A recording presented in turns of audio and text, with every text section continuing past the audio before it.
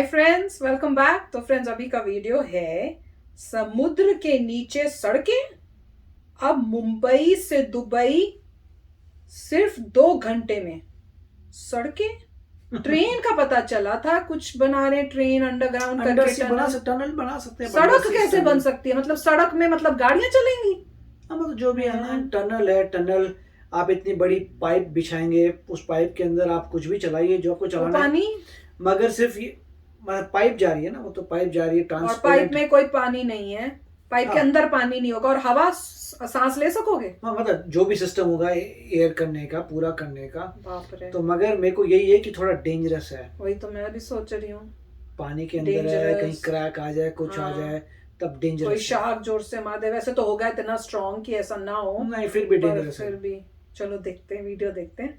ऐसी नई नई चीजें सुनने को लोग प्रेफर करेंगे फ्लाई करके चले जाएं।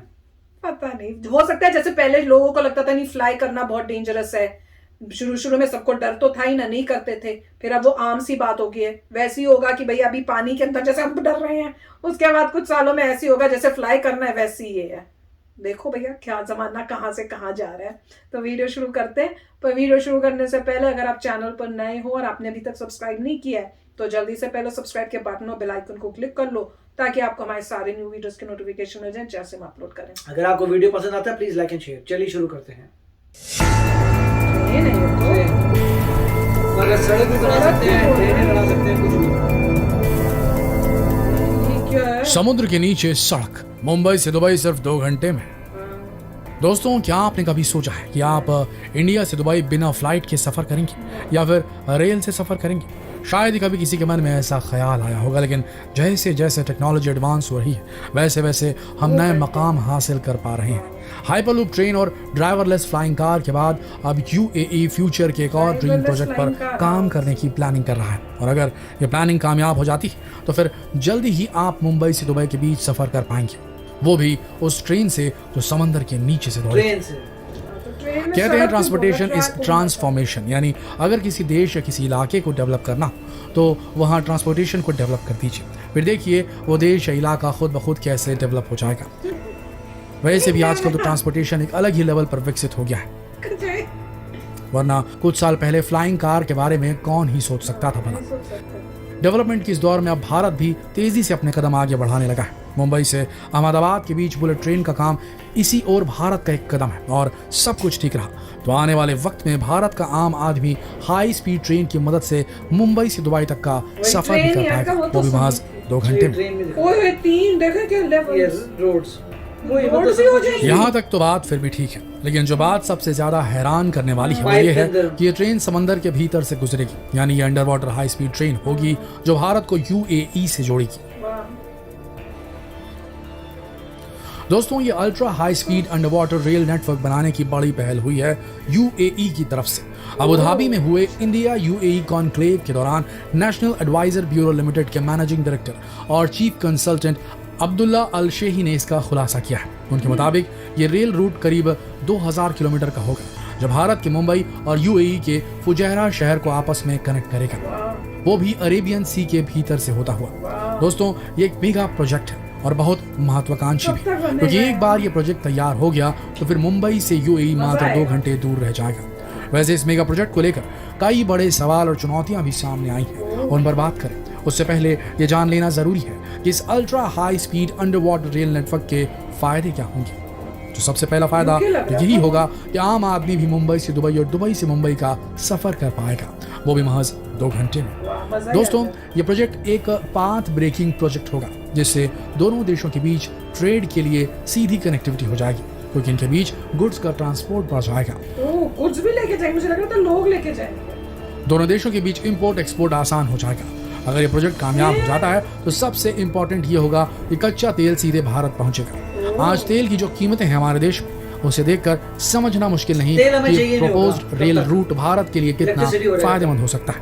बदले में भारत से मीठा पानी सीधे दुबई तक पहुंचाया जा सकेगा। आज दुबई अपने पीने के पानी की जरूरतों को पूरा करने के लिए खारे पानी को मीठे पानी में बदलता है या फिर क्लाउड सीडिंग की मदद लेता है। इस काम में उसकी काफ़ी दौलत खर्च होती है, क्योंकि ये प्रोसेस काफ़ी महंगी है। लेकिन एक बार जो ये प्रोजेक्ट पूरा हो गया तो फिर भारत की नर्मदा नदी का मीठा पानी दुबई तक आसानी से एक्सपोर्ट हो जाएगा। यानी भारत को यहाँ कम कीमत पर कच्चा तेल मिल जाएगा, वहीं दुबई को कम कीमत पर पीने का पानी नसीब हो जाएगा। तो इस तरह इस प्रोजेक्ट से दोनों देशों का भरपूर फायदा होगा। अब जरा इस प्रोजेक्ट में आने वाली चुनौतियों पर भी गौर फरमा लेते हैं, क्योंकि ये मुद्दे भी काफी अहम होने वाले हैं। क्या होगा अगर समंदर में सफर के दौरान ये ट्रेन किसी हादसे का शिकार हो जाएगी? तब कैसे समंदर के भीतर लोगों तक मदद पहुंचाई जाएगी? क्या होगा अगर कोई प्राकृतिक आपदा आ जाए, यानी अगर सुनामी आ गई, फिर कैसे पानी के भीतर इस हाई स्पीड ट्रेन के मुसाफिरों को रेस्क्यू किया जा सकेगा?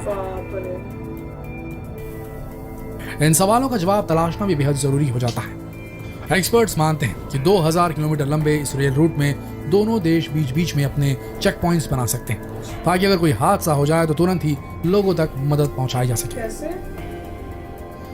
दूसरा ऑप्शन ये भी सुझाया गया है कि शुरुआत में कुछ सालों तक दोनों देशों के बीच इस रूट का इस्तेमाल सिर्फ गुड्स ट्रेनों के लिए किया जाएगा, ना कि किसी पैसेंजर ट्रेन के लिए। एक बार जब इस नतीजे पर पहुंच जाएं कि इस रूट पर ट्रैवल करना ठीक है, तब जाकर प्रॉपर टेस्टिंग के बाद इसे पैसेंजर ट्रेनों के लिए खोला जाएगा। पहले ह्यूमन से कितना वो लगेगा, देखो ऐसे जा रहे हो फिर पानी के अंदर जा रहे हो, देखो तो सही, और बड़ा मजेदार। दूसरी चुनौती ये है कि अगर सुनामी आ जाए तब कैसे रेल रूट पर होने वाली अनहोनी को टाला जाए। एक्सपर्ट्स ने इस सवाल का भी जवाब दिया है, जिनके मुताबिक दोनों देशों को साथ मिलकर समंदर के बड़े हिस्से में एक अलार्म सिस्टम डेवलप करना पड़ेगा, ताकि सुनामी जैसी प्राकृतिक आपदा की भनक लगते इस अंडर वाटर रेल रूट को तुरंत सस्पेंड किया जा सके, या फिर आज की हाईटेक टेक्नोलॉजी की मदद से इस रेल रूट को इतना एडवांस्ड और मजबूत बना दिया जाए जो इस किस्म की आपदा को झेलने में सक्षम हो। वैसे भी दोस्तों, आज के जमाने की हाईली एडवांस इंजीनियरिंग टेक्नोलॉजीज को देखते हुए ये सब इतना मुश्किल भी नहीं है। ऐसा नहीं है कि इस तरह के किसी अंडर वाटर रेल प्रोजेक्ट की बात पहली बार हो रही है। आपको बता दें, मुंबई से अहमदाबाद के बीच जो बुलेट ट्रेन का काम चल रहा है, उस रूट का भी एक हिस्सा समंदर के भीतर से गुजरने वाला है, जिस पर फिलहाल काम भी चल रहा है। वहीं चीन भी अपने देश को अमेरिका से जोड़ने के लिए एक रेल नेटवर्क पर काम करने की प्लानिंग कर रहा है, जिसका बड़ा हिस्सा समंदर के भीतर से गुजरने वाला है। चीन के मुताबिक ये रेल रूट रूस और कनाडा से होते हुए अमेरिका तक जाएगा। यहाँ दोस्तों, आपको तुर्की के इस्तांबुल जैसे शहर के बारे में भी जानना बेहद जरूरी है, जहाँ बन रहा यूरेशिया टनल आपको ये साबित कर देगा कि ultra high speed under water rail network कोई दिमागी फितूर नहीं जो पूरा नहीं हो सकता। दरअसल ये शहर यूरोप और एशिया के बीच एक कड़ी की तरह है, जो इन दोनों कॉन्टिनेंट्स को आपस में जोड़ता है। हालांकि इसके लिए शहर में महज 2 सस्पेंशन ब्रिज है, जिसके जरिए यूरोप और एशिया आपस में जोड़ते हैं। लेकिन यहाँ का हैवी ट्रैफिक लोगों का बहुत ज्यादा वक्त खराब करता है, जिससे ट्रेड में भी काफी नुकसान झेलना पड़ता है। बस इसी कमी को पूरा करने के लिए, इस परेशानी को दूर करने के लिए एक ऑल्टरनेटिव रूट बनाया जा रहा है, जो अंडर वाटर ऑपरेट होगा। ये यूरेशिया टनल है, $1.25 बिलियन में बन रहा सुपर हाईवे, जो करीब 1.5 घंटे की दूरी को महज 15 मिनट में समेट लेगा। ये टनल 3.4 किलोमीटर लंबा है, जिस पर बहुत तेजी से काम चल रहा है। इसके लिए पानी के भीतर मौजूद चट्टानों में भी छेद करके रास्ता बनाया जा रहा है। आपको बता दें, इस्तांबुल अर्थक्वेक प्रोन जोन है, मतलब यहाँ अक्सर भूकंप आते रहते हैं। बावजूद इस टनल को ऐसे डिजाइन किया गया है कि ये बड़े से बड़े भूकंप को भी आसानी से झेल ले। टनल को बनाने में जुटे इंजीनियर्स भी ये मानते हैं कि इस टनल को बनाने में जो टेक्नोलॉजी यूज की जा रही है, वो भूकंप के फोर्स और सुनामी की तबाही को भी आसानी से झेल सकती है, और टनल को इससे कोई नुकसान नहीं पहुंचेगा। घर की जगह दोस्तों, अगर तरक्की करनी है तो इमेजिनेशन के पार जाना ही होगा। अब भारत भी फ्यूचरिस्टिक मोड्स ऑफ ट्रांसपोर्ट पर भरोसा करने लगा है। ये समय की डिमांड भी है, क्योंकि अगर भारत को डेवलपिंग नेशन से डेवलप्ड नेशन की कैटेगरी में आना है तो नामुमकिन को मुमकिन करके दिखाना ही होगा। तो फ्रेंड्स, वीडियो तो अच्छा था, पर वो जैसे बोल रहे थे ना सड़क, एक्चुअली में सड़क नहीं थी, ट्रैक था, ट्रैक बोलना चाहिए था। वही तो मैं हैरान हूँ। सड़क भी कह रहे हैं कि उसी में आप। हाँ, पर मैं वही मैं देख रही थी कि वीडियो के अंदर, उसके बाद जब वो वीडियो दिखा रहे थे, उन्होंने दिखाया नीचे ट्रेन है, ऐसे लेवल्स बना दिए हैं, और उस लेवल में एक नीचे से ट्रेन जा रही है, ऊपर सड़कें भी हैं, या नीचे सड़कें ऊपर ट्रेन जा रही है। तो वो भी आगे फ्यूचर में होएगा। पहले ट्रेन चलेंगी, ट्रेन है, फिर एक इस डायरेक्शन में जाने की है, उधर से वापस आने की। पर वो यही है कि पहले आप देख के ट्राई करोगे, फिर ट्राई करके देखो कि हाँ ये वाकई अच्छा है। उसके बाद फिर आगे फिर सड़क, फिर गाड़ियां जाएं, इस टाइप की और चीजें भी होती जाएंगी फ्यूचर में। पर वो काफी अच्छा उन्होंने बोला था कि पहले शुरू में सिर्फ माल भेजो, सामान ही भेजो, ह्यूमंस को नहीं करने लो ट्रैवल, पैसेंजर्स ना जाए, सिर्फ सामान ही जाए। और कुछ साल तक या कुछ टाइम तक देखो, जब लगे कि हाँ वाकई इसमें कोई प्रॉब्लम्स नहीं है, पूरा टोटली सेफ है, फिर पैसेंजर्स के लिए खोलो। राइट, मैंने ऑयल वो की सोचा। तब तक जरूरत नहीं पड़ेगी। वो है। जितने समय में अल्टीमेटली ये सब चीजें बनेगी तब तक मेरे ख्याल से हर जगह इलेक्ट्रिक कार्स आ I जाएंगी। hope so। ऑयल का चक्कर तो खत्म हो जाएगा। मुझे ये है सिर्फ कि पानी चाहिए हम होगा फिर एक्सपोर्ट हमारे कर से। पाएंगे पानी को। हाँ, पानी जाया करेगा उनके वहाँ, बिल्कुल। हमें ऑयल की जरूरत नहीं होगी। यहाँ जो लोग हैं जैसे घूमने जाना है तो 2 घंटे में ट्रेन में बैठे और चले गए नहीं, वो दुबई। जो भी है आप अभी घूमने। 3 घंटे में पहुंच जाते होंगे बाय एयर। हाँ वही है, पर फिर ये है कि एक नया एक्सपीरियंस भी हो गया भैया, ट्रेन नया से एक्सपीरियंस हो अंदर गया। या जा रहे हैं। प्लेन्स को फास्टर कर दीजिए। हाँ। तो मेरे को ऑप्शन हो तो मैं तो प्लेन्स को बोलूंगा, या अभी ऐसे तो plane ही- जेट टेक्नोलॉजी जो और फास्टर प्लेन्स हो, हाँ, जो उड़ते हुए जाएं रादर देन आप पानी के अंदर इतना इंफ्रास्ट्रक्चर लगा रहे हैं। कितना पैसा लग रहा है, सोचिए कितना पैसा लग रहा है पानी के अंदर पूरा बनाना करना, सेफ्टी चाहिए।